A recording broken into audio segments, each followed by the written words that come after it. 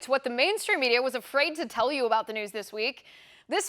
While the mainstream media obsessed over President Trump's Independence Day celebration, here are the things that happened that really matter. According to a CNN poll, 58% of Americans oppose free health care for illegal aliens. 57% of Americans oppose abolishing private health insurance. According to a different poll, only 26% of Americans support Medicare for all when they are told it will lead to longer wait times and higher taxes.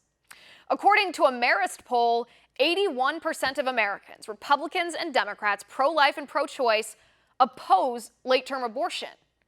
And yet, Democrats, and in particular the Democrat presidential candidates, are ignoring the majority of people on all of these issues. But did the mainstream media report this to you? Well, aside from the brief announcement of the CNN poll itself, nope. The mainstream media barely mentioned the consequences of this data and the Democrats' contradiction of voters. A bill in the California state legislature would allow biological men who identify as women to be housed in women's prisons. There's no exemption in this bill for biological men who have committed violent sexual crimes against women and now claim to identify as women. Those people would still be allowed to be housed in the women's prison population. And shockingly, only 2 people spoke out against this in the California state legislature. And yet, did the mainstream media report on how dangerous this is for the vulnerable women in prison who have no means of escape, no means of self-defense from predatory men housed with them?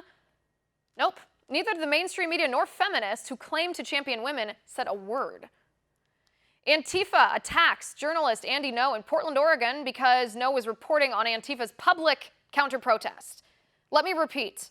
A violent group of domestic terrorists committed a heinous assault on the free press by attacking a journalist for the sin of being a journalist.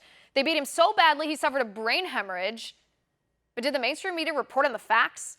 Did the mainstream media, who have spent the past 2 years claiming that President Trump calling CNN fake news is an assault on the free press, did these same media talking heads decry this actual assault on the free press at the hands of violent left-wing thugs who have been praised before by Democrats? Nope.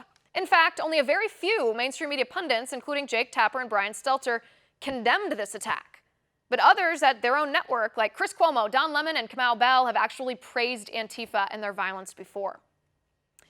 The Democrats' Medicare for All plan would force hospitals to close across our country, and here's why.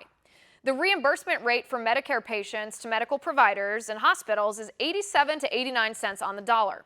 That means medical providers lose money on Medicare patients.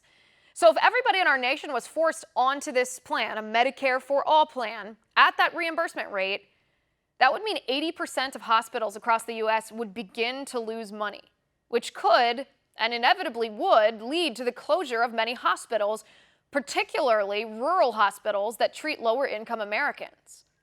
But did the mainstream media report on this? No, of course they didn't. The mainstream media doesn't care about the sorry people as long as the Democrats take control of our government.